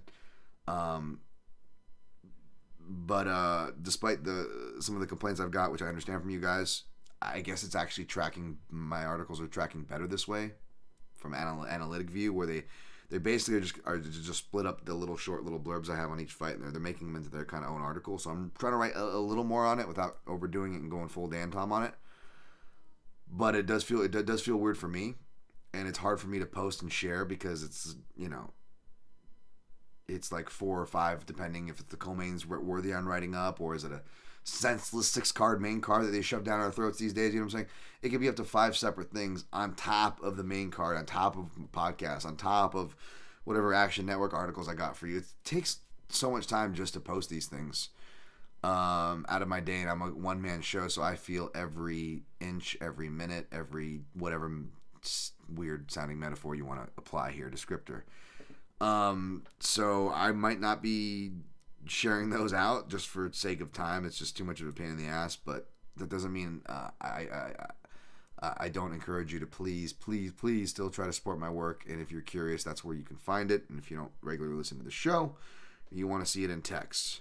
So see where I end up falling, in other words, on that fight on fight day, but I'm leaning toward Lipski. All right, next fight, death taxes and the UFC matchmakers force feeding us low-level heavyweight fights. You can bet your ass that I continue to abuse that phrase, and you will see that. I already submitted that one because there wasn't really much tape to watch for this fight, even though I shouldn't have prioritized it, but I do got to write about it because I have to write about main cards, and this is what the UFC does. They throw these crappy light heavyweight and heavyweight fights down our throats here. But yeah, we got Jonathan Diniz, minus 65, Austin Lane plus 215. I give Diniz an unenthusiastic A for getting it done. And yeah, even though I'm not going to lay heavyweight chalk on a heavyweight fight like this level, at the same time, I'll trust kickboxing experience over professional football experience, especially when, I don't care if it's NFL experience. And I don't care if it's like, that weird kind of like Carl Robertson overblown glory resume where he was in there with fighters he probably shouldn't have been in the first place. But the fact was, guy went to decisions with guys like Daniel Gaeta, and I believe at least I definitely went to decision with Rico Verhoeven. And that counts for something. And just by the basic skills he showed on the Contender Series, I know it wasn't against great competition, but, Lane, outside of maybe losses, hasn't had the greatest competition either, I guess, even though maybe a little more recognizable, a little more depth if we're splitting hairs from an MMA perspective, maybe. I don't know. The point is, you guys know how it is. And I hate saying this because I think Lane's been working with my guy, Eric Nixick, and I wouldn't be surprised. They're football guys. And I hate shitting on it because Eric is a football guy, and Eric applies football the way it should be applied. And that's more from, approach, strategy, and other things that people don't talk about, and that Eric's been applying in his approaches and his practices, and it's what helps make him very successful. So I definitely don't want to be Mr. Shitting on football, whether it's for specific reasons like that, or just the general reason that, for those of you that are not Americans, I'm sure you know that, it goes like football, Jesus, and then whatever else, it's like religion, it is religion in this country. Beer, wings, football, you just, a lot of it's my angst of just constantly being looked at like the weirdo, for not getting on my knees and S-ing the D that is football, I don't know. Maybe I'm sure there's a bunch of that coming out, but at the same time, when people almost just like fetishize it to a point where it's like a weird, uncomfortable, great. It's turned into like a weird, uncomfortable, great white hope kind of parallel to our sport, where it's like every heavyweight who's had a cup of coffee in the NFL was like, this is the next person, and it just gets so annoying when it's just like Brendan Schaub is probably the best example we have, and then there's all someone's go. Well, Brock Lesnar technically spent like a week jerking off the mascot for the Minnesota Vikings or whatever he did. Like, okay, but guess what? We're talking about we were just comparing a kickboxing base to a wrestling base, to a kickboxing base to a football base. I would argue Brock Lesnar's base wasn't football for whatever the week or weeks he was with the Vikings or whatever the extent he was with them. It was wrestling, folks. That's what put him on the map. It was wrestling. Before pro wrestling even, it was wrestling. He was a wrestler. Don't take that away. I know wrestlers have enough already, but don't take that away from him. Don't take Brock away from him. That's their guy. It's not football's guy. So yeah, when podcaster Brendan Schaub is the best example. Forgive me for just fucking rolling my eyes. I'm sure Austin Lane's a really nice guy, but I just haven't seen anything impressive from him. I haven't seen anything impressive from any of these fucking football guys that they keep hyping up. The most impressive football guy in the UFC is Eric Nicksick. There we go. I said it. That's it. So stop hyping up these other guys. All right. David Onama plus 142. Jonathan Pearce minus 170. All right. So I'm looking at this one right now, and I'm still in the middle of this one. And right now, again, catch me to see where I'm at. I'm leaning toward Pearce, but it's dog or pass, regardless of which side I pick. And regardless of which side I pick, I'll be rooting for Onama. Not a big Pearce fan. Nothing against him. Although I can't stand his fucking nickname. Like, something about his nickname makes me feel the same way Renan Barão's post-fight dance makes me cringe. I'm just like, or OSP's. Like, that and the Renan Barão post-fight are like my least favorites. And nothing against those guys either, by the way. But yeah, JSP. You can call me JSP. But JSP, outside of the hiccup, which was so awesome, especially being on Brito, was just such a cool moment. I don't know if that's going to happen twice in a row, but JSP seems like if he's going to lose, that's how he's going to lose. He's going to kind of just drop the ball at a certain point. Pretty consistent with his blanket game and control and his aggression. He's got that, as far as like, he's going to cardio dog as far as that goes in him. Yeah. But also, it's what makes a dog or pass is that Onama just seems like he's like too content with riding the wave of whatever kind of striking fight you want to have, whatever kind of grappling. Like, he's just riding the waves and he's content with like taking beatings. Like, he knows he's really hard to knock out and knows that he's really hard to submit, to where like win or lose, I feel like we're constantly seeing David Onama almost submitted and knocked out, win or lose. And I just don't like that. I don't like that, right? It's a hard style to pick, and especially against a guy who, like, if he's going to lose, it's going to be to a guy like Onama who's going to pull something out of his ass, right? So, I'm still, again, Pete me for the quick picks on this one, but I'm leaning toward, JSP as a pick, only because I was rewatching that last fight, and which, was his first fight with his new corner, Factory X, but they're sister gyms, so like if you look at it, like the style that he was already trying to get with James Krause was very similar, being sister gyms with Mark Montoya and Factory X, so it wasn't a big change there. The elevation's only going to help him. I don't know who their wrestling is. I know they bring in a lot of high-level wrestlers to work with their fighters, and their fighters have underrated wrestling, both Gutierrez and Martinez. So you hope Onama's going to have that. However, it wasn't showing in his last fight for whatever that's worth, because not only still giving up those positions, takedowns and whatnot, but he back to hand fighting. He's not fighting them hands. And against a guy like Pearce, who is just like abusing the hands clasp thing and abusing rides and wrestling, you got to be a hand fighter. And I didn't see any hand fighting from Onama. He's letting guys take his back. And then he's reversed those positions, but what is he doing? He's relying on his athleticism. He's spinning out, right? He's just these crazy escapes that I wouldn't recommend. They're lower percentage, and you're going to take a lot of damage on the way out. You know what I'm saying? So I'm leaning toward Pearce, but like, put it this way. Even if I pick Pearce, I'm not going to play him. And even if I pick Onama, I don't know if I would be comfortable playing him. However, especially if I cash on the fight before this, which we're going to get to, and I'm doing well.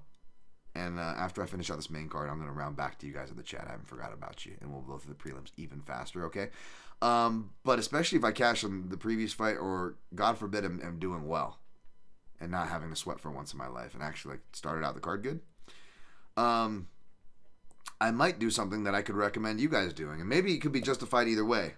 And this is more of a leap of faith. It's not so much that Jonathan Pearce gasses and David Onama comes on late. It's honestly, again, it's just that the dog is live and it's not worth playing the favorite. And even though you are getting a decent dog number in plus 140 range on David Onama, win or lose, I got to imagine he's getting washed out on that first round, right? Like, Jonathan Pearce cannot afford to be striking with a fresh Onama. So it's probably going to be putting Onama on defense to where he's at least going to get like a decent 10-9, right? A clear 10-9. Clear enough of a 10-9, hopefully closer to it, maybe a 10-8, but just not enough damage kind of a deal, but just like positional dominance and control time. It asks you the question where like, is any judge going to go 10-8 there? I mean, it's definitely it's not your normal 10-9 round if we're really being realistic, because 10-9 encompasses far too much, right? And even the judges agree with that. But it's kind of the system they have to work with. They're just doing the best they can, unfortunately, right? But yeah, especially if you get closer to that, like, close to 10-8 range, or should be a 10-8, but not a 10-8 probably, you're going to see, yes, I'm getting to live betting, you're going to see a crazy live line. So, in my opinion, you're essentially kind of taking a flyer on the dog, as is right now in Onama, for his finishing and upset potential. If you're going to do that, unless you're afraid he's going to do it in round one, which obviously could be possible. I really think the round one is the most kind of easier round to predict in this whole fight. And it can allow you to get a better price on Onama. So I'm hoping, like, you know, if I would like at least 350, but no, I get crappy odds. I always see everybody posting live odds. They get way better. It makes me not even want to bet live. Even though your boy finally got his first. I broke that curse, by the way. I bet Amanda Hebosh live. And it didn't go through, which is fine. I disagree because it came out in the last round, I think. But yeah, I finally did get a live bet out for once in my life, and it failed, so whatever. But yeah, if like you can get like plus 300 or plus 350 and upwards on Onama going in a round two, I would just take a blind flyer on that just for the value of that. You know what I'm saying? Pearce is gonna be a little more tired, and that's where Onama, even though he's tired, he pulls shit out of his ass. So. That's how I play. It's definitely dog or pass, but I would actually look to just live bet Onama. All right, next fight, and then we'll get to you live chatters. Last one of the main card. Kicking off is welterweight, not lighter divisions, but at least they're choosing an action fight. Uros Medic, minus 310. Tim Dirty Bird Means, plus 250. Every time, I love when Anik goes, the Medic is in! The Medic is in! Medic is just such like a goofy looking dude. Like I just picture him in like with like some like fake like whatever. What are those things where you're listening to the stethoscope or whatever? Like I just picture him as like the classic like fake porn star. Clearly the porn star like Johnny Sims looking like doctor. Like I don't know why. Anytime like anyone mentions his name or he does a gimmick or John Anik does the gimmick like for his name, the Medic, I just picture like his goofy ass. I'm like, oh yeah, I could totally picture this goofy dude in like some low rate porno, just like with his fake stethoscope, you know, with his like couple of wild and crazy guys. I think that is actually a Serbian reference, by the way, in my defense there. It's also an old 1970s SNL reference, real apropos, Dan. Know your fucking audience. But yeah, that's what I picture him. You know, it's like a mix of a Saturday Night Live skit and an old porno skit. All right, Dan, can we get out of your head and into the matchup? Yes, for the sake of everybody. Jesus Christ. Oh, what? It's got a soggy dick special. It's gonna get it for Dan. You're so easy to guess, Dan. We know where all the soggy dick specials are. Okay, I might not go for all the soggy dick specials on this card, but I do like me some Dirty Bird. I do. I'm not surprised to see him as an underdog, but he he opened it more in the mid minus 100s toward there, and it's not like a whole dollar up, but he's north of 2-1, and for me, that's good enough to grab. I grab Means at plus 260 on a unit, and I also played him in rounds 2 for a quarter unit, plus 1800 round 3, plus 2200 for a quarter unit. So basically, it's just, and I'm setting myself up for heartbreak because the basic setup is, so long as Tim Means doesn't get hit by a sporadic shot like a kick cross or a cross kick, or Medic has really underrated shots going out of the break. He has short shots out of the break that can catch guys surprise. So as long as he doesn't catch him with something athletic abruptly going in or out of the break, Tim Means wins this fight and should win this fight, even at this advanced stage of his career, everywhere else. Even the cardio department, perhaps. Which is crazy to think. Tim Means does train at elevation. I know Medic does have a round 3 finish, but that was against, and that was at elevation too, but that was a weird fight against Semmelsberger, who almost finished Medic a bunch of times, but Semmelsberger has questionable IQ, as seen subsequently, and, I don't even know how well that ages. Not taking away from Medic. In fact, I sympathize. He probably should have got some kind of bonus that night. Feel bad for him getting gypped, in fact, right? But yeah, like, this is just one of those things, and I'm setting myself up for heartbreak because not just that's just happened to me, where it's just like, the Michael Johnson fights, or this or that, but it's happened with Tim Means in particular too with me. Nico Price, he's owning him, and then he gets whooped, right? He's doing great against Daniel Rodriguez, who was a southpaw, by the way. I'll get to those stats here in a second for you guys. And then he gets smacked. He clocks out just a little bit too early at the very end of the round, and it costs him, and he's not able to recover in round 2. Alex Morono, he's just doing exactly what I thought to Alex Morono, and then Morono randomly gets the guillotine on him, a spinning back fist guillotine, because that's a replicable high percentage winning condition, right? So my luck aside, it seems to be Tim Means' fucking luck as well, right? So if that's the matchup dynamic, I am setting myself up to just be right on the analysis and wrong on the bet. And for, again, typical MMA gamblers who are like, people talking, to act like the biggest fucking geniuses of the world.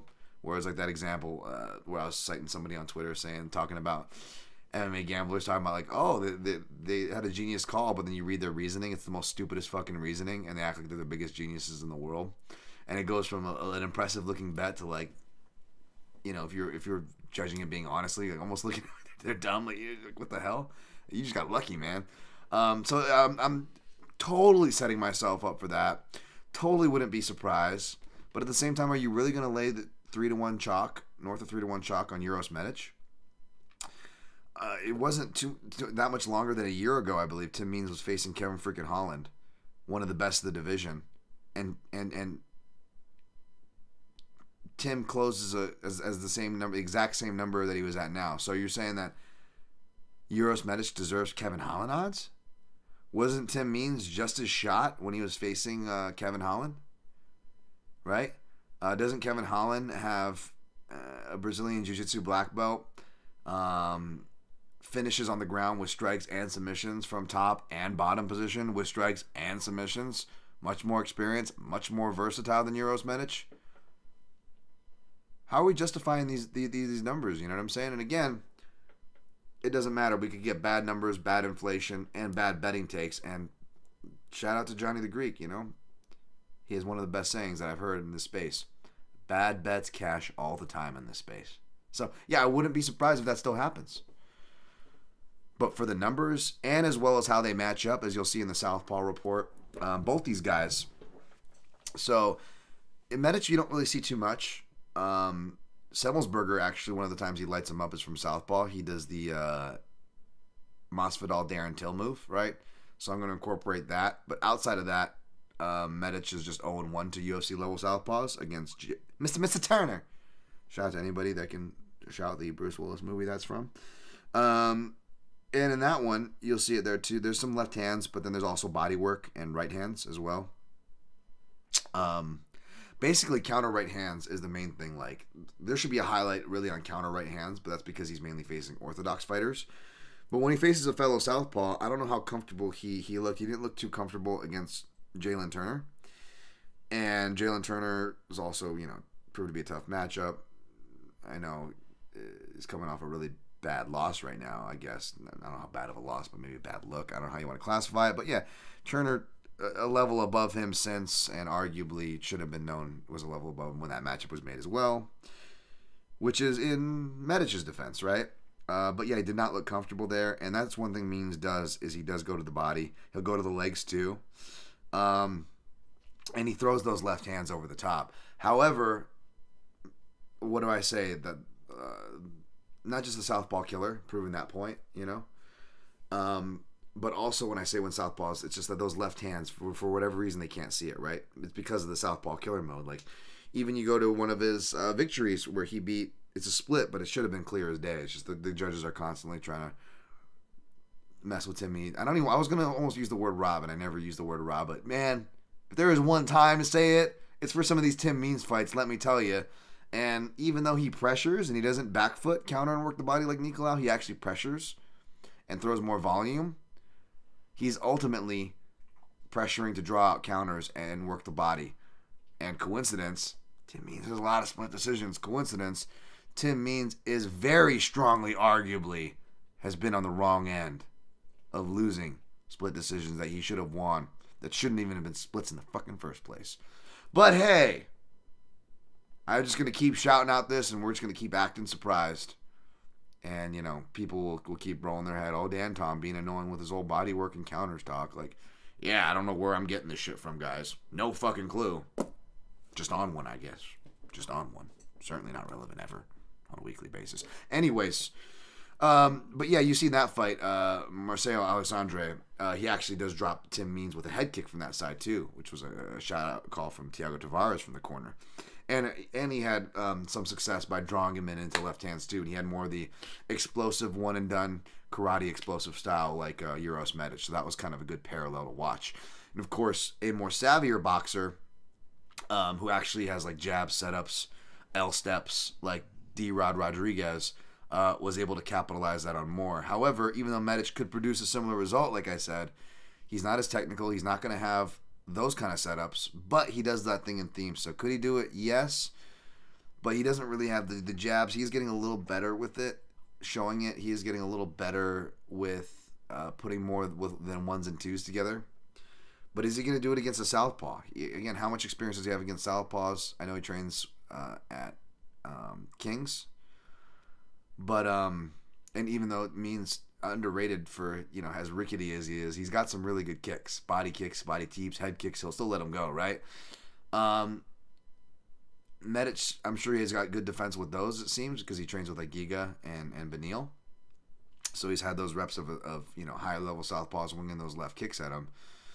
But as far as boxing, Giga definitely doesn't box like Tim or isn't as talented as him. And even though Benny is dangerous, he doesn't have the savvy, maybe arguably his speed too, as a guy like Tim Means, man, even at this advanced stage of his career.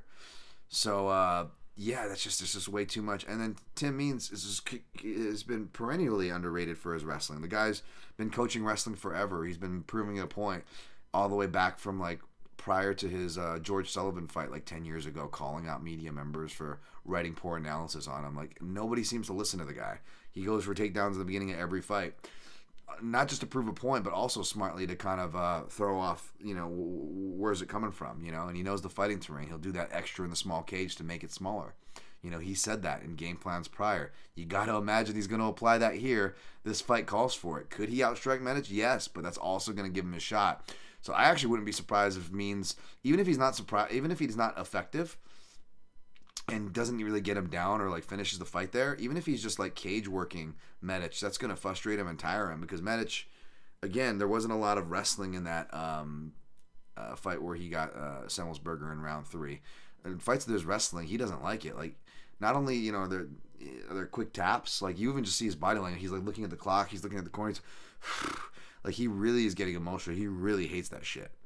And even though Tim Means isn't necessarily known for that, he consistently does that. Plus the body work, plus the pressure, plus the frustration that if Means does survive that first round and he's still there coming at Medic, yeah, man, for these numbers, whether it's the money line or the round props, I don't see how it's dog or pass to me. So Tim Means is 2-2 against UFC level southpaws. That first loss comes all the way back to Spencer Fisher, that fight I posted earlier, and there's not really much striking, and Tim actually goes for a takedown all the way back then, gets him down, unfortunately, ends up in a triangle, is grappling not up to snuff back then. He beats Justin Salas, where it's just like he just beats him down right off of Jump Street. There's not much to say there. You don't really get to see too much. And then Marcelo Alessandre, he moves to 2-1 against UFC level southpaws. That fight's just under 10 years ago now, right? But good parallel, even though Tim Means not as talented as he is now, I would still argue, even though he's much younger. It takes a little bit to find his rhythm, but again, working the body, still countering with. He's only been countering more with his right hand too. So that's another thing I'm looking at. Even though Medic mainly faced orthodox, it's counter right hands that just can't miss on this guy. And even though Tim Means is a southpaw, he's still countering with his right hand, which I'd argue is more effective. Because it gets thrown at that kind of weird angle, right? Where now you throw a right hand as a checking right hook, you're catching them throwing their right hand power, or their own right hook in the sense of Medic, if he goes to balance out his left-sided attacks. So yeah, sorry, I talked a lot on that one, but give me Tim the Dirty Bird Means. All right. One last ride with them. All right, I'm going to go through the chat, and then we'll knock out this prelims real fast, like I promised.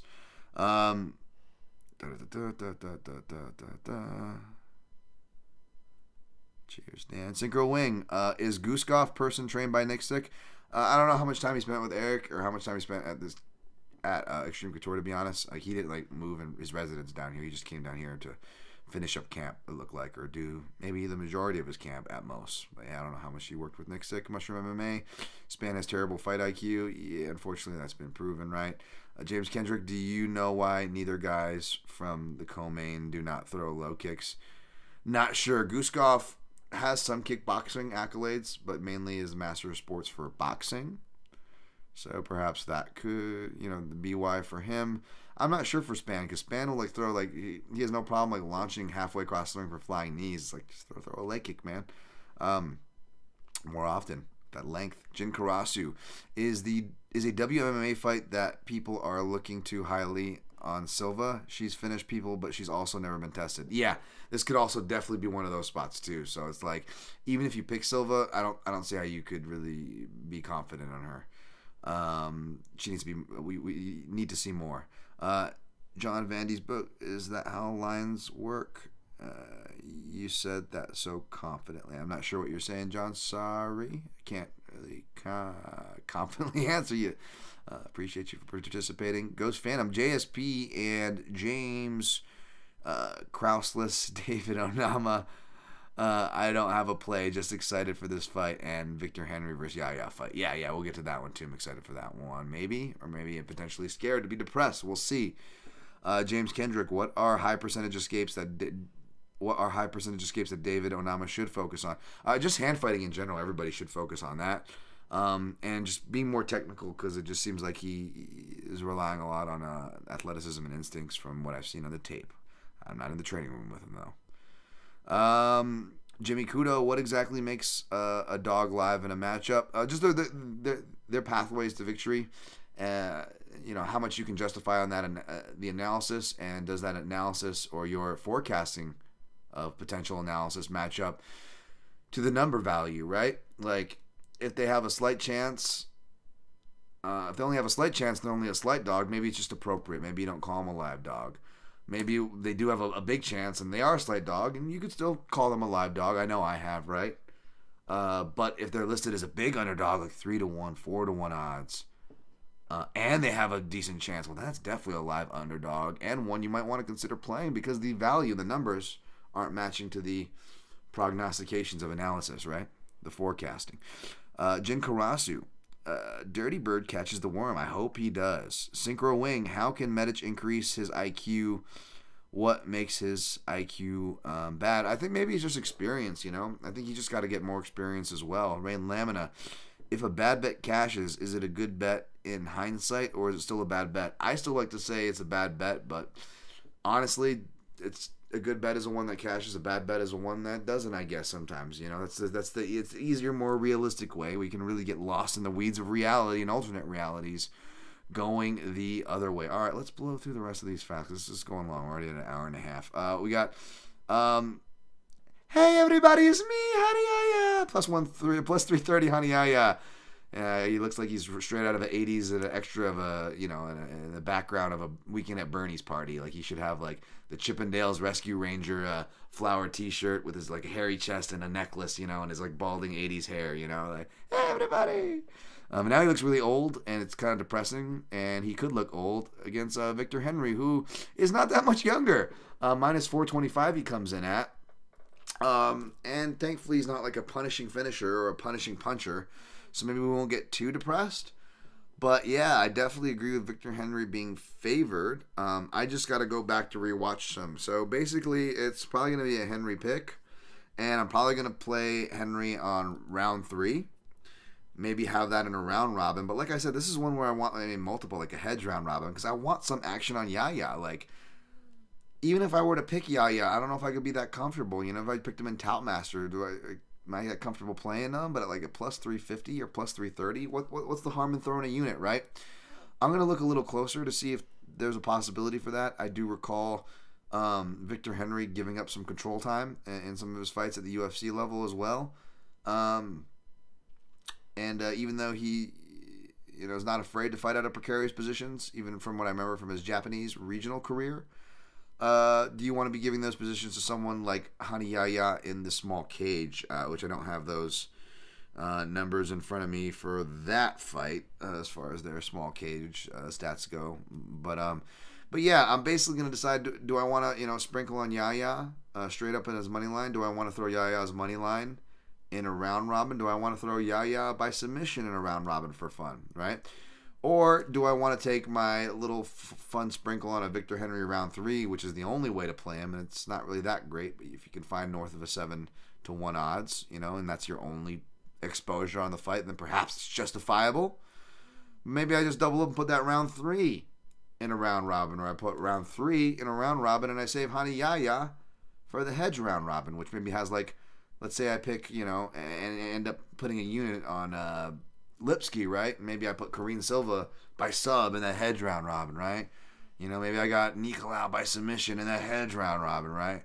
Maybe I got Guskov round 1, or Guskov KO in that hedge round, or something, some random stuff like that. So that's kind of where my head's at on where I want to go. But yeah, I will probably be picking Victor Henry, and I will definitely be rooting for Hani Yahya. It's just how I'm going to try to degenerately have action on both sides to make myself happy. We'll see. Austin Hubbarb plus 145. Machado-Figlak minus 175. Figlak, I remember, had some fun boxing stuff on the regional scene. Not a great showing. Although, again, I believe that was against Ziam. And even though, Quarantillo looked bad in his last fight, even though I still don't believe that, people should have been as confident in Zalal, at the same time, I got to criticize myself on that one and be like, you know what? I should have been more, it should have been more obvious to me, at least, I should say, that Zalal, his style, a long guy who kickboxes against more boxing-centric fighters who aren't as long as him, maybe not the craziest thing, right? As far as those things go. Am I thinking of the right? I'm sorry, am I thinking of the right? Am I confusing my fighters now? I'm sorry. Before I talk completely out of my ass. But I remember having that thought, though, too. Just having some buyer's remorse. No, for ZM. Sorry. ZM. Why am I confusing him with Zalal? Wow. Well, I will take that on the chin as far as the my criticism on my hindsight for Zalal Quarantillo. But it was Perez ZM. Okay, Perez ZM. Sorry, you could see why the why I mixed perhaps why I mixed it up a little bit there. But yeah, long kickboxing style, a longer guy, perhaps why that wasn't as crazy, the 6'1", 75-inch reach. So that being said, for this matchup, I don't know. It's tough. I feel like Hubbard has just been criminally underrated, and I don't look enough into his fights, and I probably won't have enough time to look into this fight, but I don't know. I'll probably end up picking Figlak, but I feel like it's like dog or pass from a betting perspective, but you're probably just better off in just waiting and seeing. Let's see more Figlak here. Let's see if Hubbard can surprise us. This doesn't feel like a fight that I would really want to touch. And yeah, poo-poo on me for not the other matchup too and confusing that. All right, next fight. Let's go to Kyle Machado. -118, Lane-Diniz -102. I'm still pulling up southpaw record for this one. Kyle Machado is a southpaw, unless I'm pretty sure Lane-Diniz hasn't faced any southpaws. I just kind of have to double check through his Contender Series fights, even though those weren't UFC level fighters. I still want to check those, as I'll have to go over his Apex Cage record anyways. Obviously, Machado is 1-0 in that Apex Cage. But yeah, I don't know who I'll end up with this fight. I don't really care. I'll probably pick Kyle Machado, but it's probably going to be a crap fight, and I'm just glad that's not on the main card. Marnik Mann, who lists herself as a southpaw, is +275. Caitlin Souza, -345. Mann 0-1 in the Apex. Souza also 0-1 in the Apex. She is 0-0 against UFC level southpaws there, for whatever that's worth. Yeah, I don't got an opinion on that fight. I'd probably pick Souza. Next fight, Ivana Petrovic, -470. I don't remember her fight in the UFC. She is 0-1 in the Apex, though, in that loss. And Liang, who style, that chaotic grappling style would be good for the Apex. She's never fought in the Apex, so she's 0-0 in the Apex. But Petrovic is a listed southpaw. And Liang is actually 0-2 against UFC level lefties. She lost to JJ Aldridge, and who else did she lose to?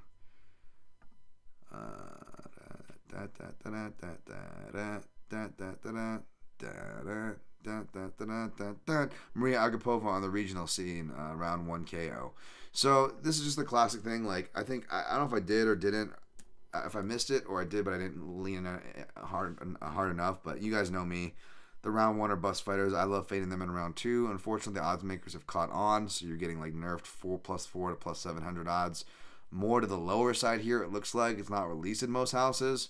But yeah, even though it's not much, I'm probably just going to sprinkle on round 2 and maybe even round 3 as well for Petrovic. Just if she survives. Could she get the finish in round 1? Sure. Liang has been finished in round 1 before. But I like the round 2 and the round 3s. That is the angle here. That being said, I think +200 is the minimum for a 5-leg round robin to produce profit off of 2 legs. You can't have anything under +200 for 5 legs. You can if you go down to only 4 legs, which leaves you less options to hit your round robin, right? So basically what I'm saying is, even if it doesn't seem sexy to profit as much straight up, maybe I just put Petrovic round 2 in there, even if it's only +275, because I feel like that actually has a decent chance at hitting, and that maybe +275 then can turn into a potential plus money anchor to where you just need one of your other 4 round robin legs to hit that are going to be at higher numbers than that, and you just need one of those to hit, and you pay off your round robin and then some, right? So maybe I do that. Not too sexy, but still profitable, perhaps, if played the right way. James Lonta, I don't remember this fight. I'm sure I did him on grading the winners. Versus Chris Padilla. Lonta -450. Chris Padilla +350. -450 for Lonta. Chris Padilla +350.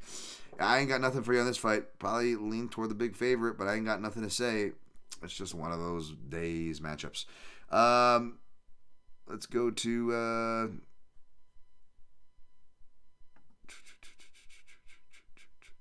All right, last fight on the card. How many fights is on this card? 6. 1, 2, 3, 4, 5, 6, 7. Jesus. It's too long of a card for the level it's at. All right, lastly but not leastly, Gabriel Benitez, plus 164. Mieshatate, minus 198. My favorite tough Latam guy, old southpaw, will Dan fall into the trap? I'm actually leaning toward Benitez, but I still need to tape this fight. So, Yahya, of course, you know, he's a Saga Dick special that I probably is not going to cash, but I'm still going to look for maybe some kind of justification to maybe at least throw him in a round robin. But the other two dogs that I'm looking to play, I already went over one of them potentially. Not that sexy, I know, but Ariane Lipski. And the other one is Gabriel Benitez. Now, I'm leaning toward both of them as picks. I'm just not sure if I'm going to like them enough to play them, right? That is going to be the thing. And if I do, it's probably just going to be one unit and just kick for coverage. And probably won't even put him in the round robin because, you know, with two underdogs that I have now, I need at least one of those to hit. If I go, let's say I go 4, if I play Lipski and Benitez, or let's just say I assume I end up on 2 of the last 3 dogs I like, or would like to play, which if I'm being generous and throwing Yahya in there, right? Like, let's just say I end up on 2 of those. It's like, then I would need 2 of the underdogs out of the 4 to hit, right? To maintain profit, because that's how I look at things realistically. Yet I still can't even hit these low bars that I set. So, like, I'm not going to, with that being said and my luck being what it is, do I really want to, you know, even though I end up doing that a lot of the times, I don't try to. I actually try not to put what I have exposure to in straight plays also in my round robin, because if one goes down, then probably both are going down, right? Like, you know, so yeah, I'm not sure if I'm going to have anything there, but those are the dogs I am looking to play. All right, I'm going to do a chat cleanup, and then we'll get the fuck out of here. This was way long. Glad we didn't have anything else to recap. Wow, 1 minute 40. All right, going to clean up your guys' questions, and we'll get there. All right. Rios is in Truesdale. Jack Slack did a fight FCG on Austin Hubbard. I don't know what that is. Profile, I'm guessing. He has good ideas against wrestlers, but he also loses to wrestlers. Very weird, don't you think? Yeah, from what I remember, he's definitely got some weird, a weird dichotomy to his style, let's just say. But I got to look more into it to have a better educated opinion on that one. Unfortunately, though, I definitely trust Jack Slack's opinion. He's one of the best, man. If not the James Kendrick. Have you ever done a southpaw report when 2 southpaws are fighting each other in a closed stance matchup? Yeah, all the time. Yeah, yep. It's gonna be tricky though, because with this one, it might be like in 3 parts, because I might have to do one where I list the southpaw versus southpaw matchup with their records and their names alone, and that'll take up all the characters, because I refuse to pay an anti-Semitic billionaire cuck money to use the site. That's just me. So I got to be careful with those things. So now, and then I'm going to have to do a separate one for Means' Southpaw report. And then Turner's is short, but I'll just do a separate one for his. That way I can at least write little descriptions. But yes, I can and do intend on doing that. So keep that peep, James Kendrick, and the rest of you guys, if you could share those, because it's not going to have a lot of life on the vine, and I'm going to be up late, and I'm already only on 2 hours, so it's not looking forward to it. But that's actually what I'm going to do after this, because I'm ready to write the Means and whatever fight up. I just got to get that done and then finish the tape on the last 2 fights, which I'm on right now. I'm already halfway through Benitez and Pearce, and then I just got to finish up Lipski and then I'm going to bump down to those last 2 prelim fights, Benitez and the Yahya fights. And that's all I'm interested in. That's all I have the bandwidth and the bankroll for. I'm not trying to empty the bankroll on this one. I'm going to try to be on the lower end. We'll see. Who knows, right? I mean, all it takes is I go, 2 more straight plays and a hedge round robin when we're in there. All right, Makato Kayagoku. Hello, you mentioned Na Liang. I'm a part of Zhang Wei Li's group chat on her CMMA social media. That's awesome. Kayagoku adds, and we are not allowed to make fun of Na Liang or Wu Yanan, or we get banned. Is that a good policy? I might have gotten banned then in that case. No, I'm just kidding. I don't know. Maybe for the Wu Yanan. But no, I don't know. Hopefully they're not too serious about that. I mean, and at the same time, like, I can't imagine someone like yourself or the community you roll in being too toxic, especially compared to the normal MMA community. Maybe that's it. Maybe they're just used to the normal MMA community That's why they're so stringent on their rules. I wouldn't know. Makoto Kyogoku, we are also not allowed to make fun of any fighter anymore. Wow. Do you think this is something MMA fans would embrace or hate? They would hate it because, again, MMA fans love kicking people while they're down. That is one thing that is for sure. That is universal, it seems. Ghost Phantom Punch breakdowns. Mieshatate has a good open side fade back counter, if that helps. Yep, he is 1-0 against UFC level lefties against Steve Garcia. Ghost Phantom adds, don't know opponent if his opponent chases, though. Yeah. And it's tough. Benitez's durability. It's the same thing as Means. Benitez is more skill, but his durability is failing him, which is really scary, especially for Benitez. Jin Karasu, I love that. Anti-Semitic billionaire. I'll use that. It is the truth. Show me the lies. We used to meme Uyanan all the time for being bad at M&A, and Whaley personally gets mad at us. Okay, yeah, definitely don't get mad at Whaley then. Don't do that if that's her personal chat. Yeah, I keep it friendly. You're right, it's her personal chat, so just be privileged that you're in there and she's giving you guys the time, I guess. But yeah, you can make fun of whoever you want here, I guess, because you guys do it respectfully. Y'all are cool. Hey, hit the like button. There's only 6 likes and 223 viewers, live viewers. That's a lot of viewers for me. Not a lot of likes. Get your butt in here. You don't have to be a subscriber to hit the like button. If you're watching through Twitter, go do it and hit the like button. Thank you guys. All right, we're going to recap, pick some plays. Get the fuck out of here. Sorry for going so long. All right, taking Mateusz Nicolau. Or taking Alex Perez over Nicolau. Taking Ryan Spann over Bogdan-Guskov. Leaning toward Lipski over Silva, but check me on Fight Day at DanTomMMA. Check quick picks articles on MMAJunkie.com, dropping the day before, all throughout. Taking Diniz over Lane. Who gives a crap about that fight? Leaning toward Pearce over Onama, but it is dog or pass / look to bet Onama blindly if he just gets beat really bad in round 1 because he can still pull the finish out of his butt and you'll get a crazy number. Taking the Dirty Bird, Tim Means over the Medic, baby. The Medic. Porn Star Supreme over there. Dan, that's not what he does. Taking Means over Medic. Probably picking Victor Henry over. It's me, honey, everybody.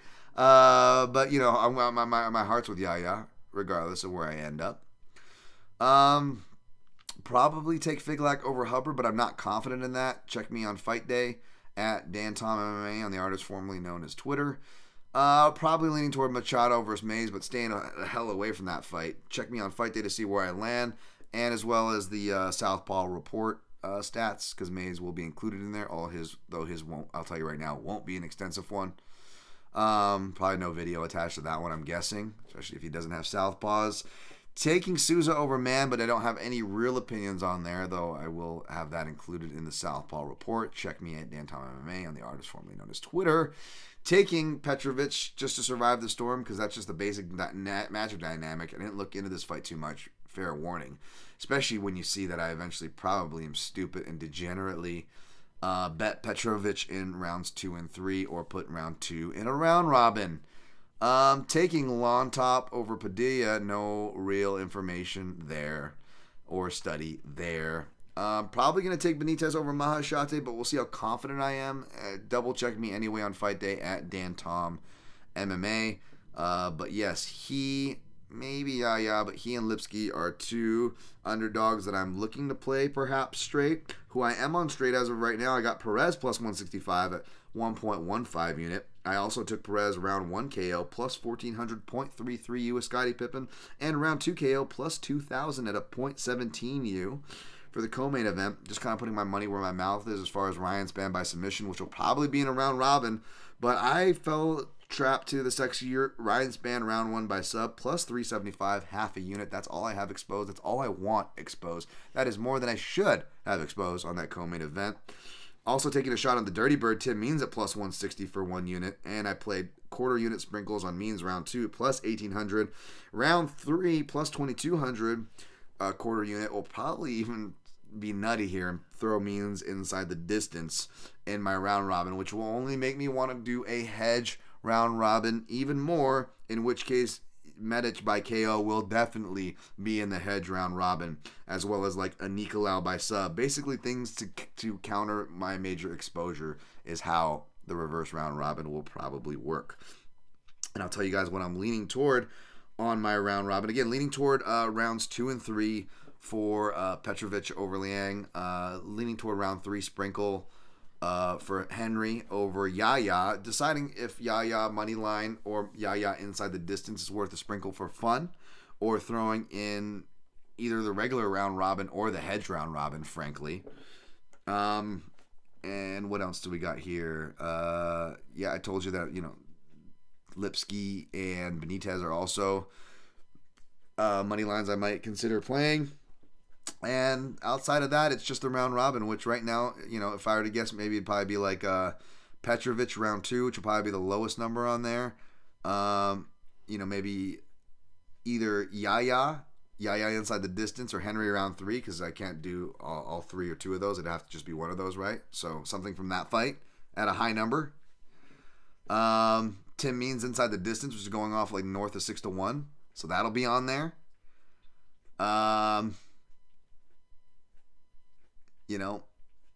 Maybe I go, Nicolau by submission, right? On there. That's 4.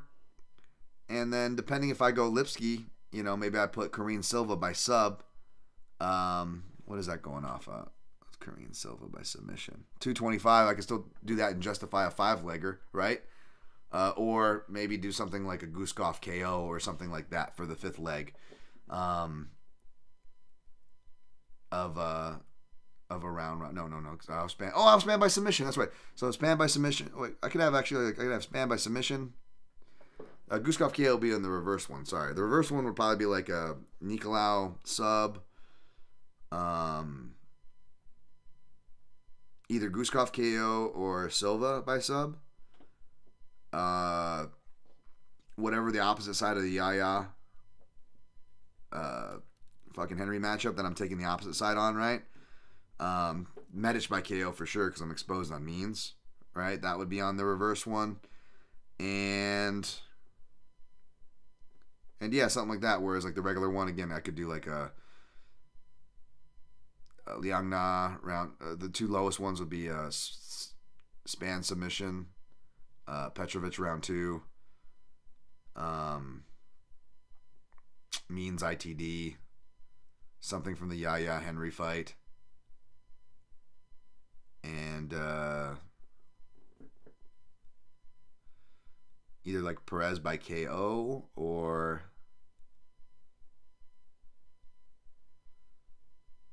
yeah, something like that. I don't know. Hopefully that made sense. But yep, that's what I'm looking toward.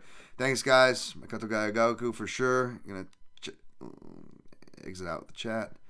You guys, we used to get mad at us. Okay, breakdowns. Awesome show, Dan. Next time. Thank you, guys. Thank you, Enforcer number 1. Thank you, Enforcer number 2, Jimmy Kudo. Jimmy Kudo says, thank you for your time, Dan. It's irreplaceable. Oh, too kind. And thank you for the chat, for being respectful. Yeah, you guys, chat's way too awesome. Just hit the like button, though. We're only at 6. Hit that like button, guys. Get in here, hit the like. Get in here, post haste. If you're listening in audio and it's like on Sunday, the fight's already happened, you can still go to my YouTube channel, hit the like. And if I gave you some good information, or you just want to feel extra generous, you can go like next week and go hit the like, and feeling extra generous, hit the super donate, hit the super thanks. But if you do, let me know. And if you did donate in any kind of super chat, super thanks during the live, post haste, post tense, however you did it, let me know if you donated to this channel in 2024. I want to make sure you guys are getting properly checked. Thank you for hitting that like button, motherfuckers. Yeah, thank you, motherfuckers. That's right. That's right, guys. All right, gonna get the fuck out of here. It's good to see you guys again. Make sure you get some rest. Good luck on your picks and plays. Fuck the IDF. And always protect your neck.